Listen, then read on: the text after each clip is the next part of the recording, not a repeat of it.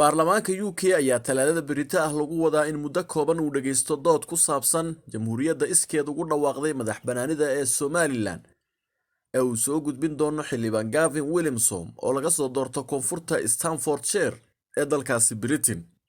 Dooda oo ah mid uu mudanaha ku soo gabagabeyn doono fadhiga maalinta ayaan la filayn wax go'aan laga gaaro baarlamaanka.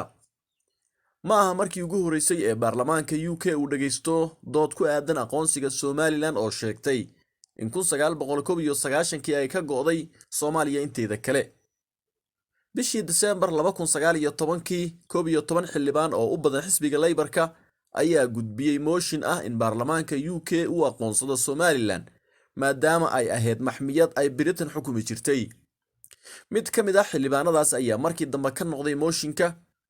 sidoo kale golaha deegaanka ee magaalooyinka Cardiff, Sheffield iyo Birmingham ayaa hore u shaaciyay inay aqoonsan yihiin madaxbanaanida Somaliland walow taasi aysan wax badan soo kordhin. xukuumadda Britain ma aqoonsana gooni-isutaaga Somaliland sida ay marar badan sheegtay. Vicky Ford oo ah wasiirka UK u qaabilsan arrimaha Afrika ayaa bishii November ee sanadkii 2021 sheegtay in UK ay Somaliland aqoonsan doonto oo kaliya marka ay go'aan noocaas ah gaaraan Soomaaliya iyo dalalka kale ee Afrikaanka ah. wadahadalo u dhaxeeyay Muqdisho iyo Hargeysa ee looga arrinsan lahaa arrinta Somaliland ayaa dhowr jeer dhacay inkastoo aanay wax weyn soo kordhin. ma jira dal ka tirsan caalamka oo 30 sano ee la soo dhaafay waddan madax bannaan u aqoonsaday Somaliland.